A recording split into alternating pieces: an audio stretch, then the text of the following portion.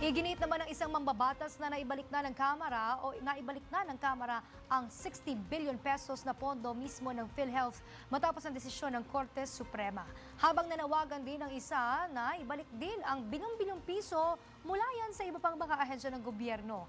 Ang detalye ihatid ni Zai Chua. Mariing iginit ni House Appropriations Committee Vice Chair at Lanao del Sur 1st District Representative Zia Alonto Adyong na natapos na ng Kamara ang legal na proseso para maibalik ang 60 bilyong pondo sa PhilHealth.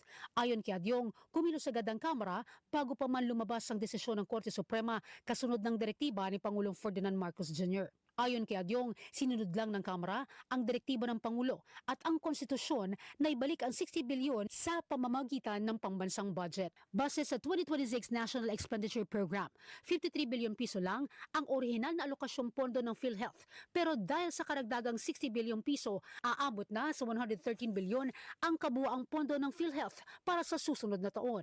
Galing umano ang pondo sa 255.5 bilyong pondo ng Department of Public Works and Highways na inaasahang magpapalakas para sa social services at universal healthcare.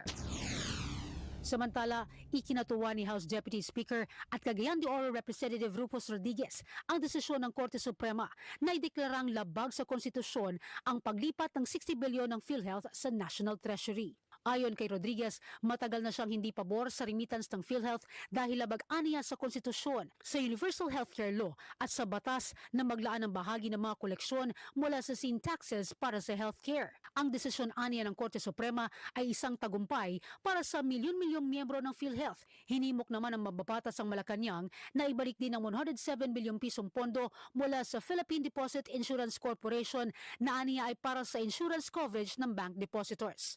Dapat aniya isoli ang bilyon-bilyong pisong pondong na ilipat sa National Treasury matapos ideklarang ang konstitusyonal ng Korte Suprema ang probisyon sa 2024 budget na nag-aata sa mga government-owned and controlled corporations na i-remit o ilipat sa National Treasury ang kanilang sobrang pondo. Bukod sa PhilHealth at PDIC, may siyang pang ahensya na sakop ng probinsyong ito. Para sa totoong balita sa Bagong Pilipinas, Zai Chua, Congress News.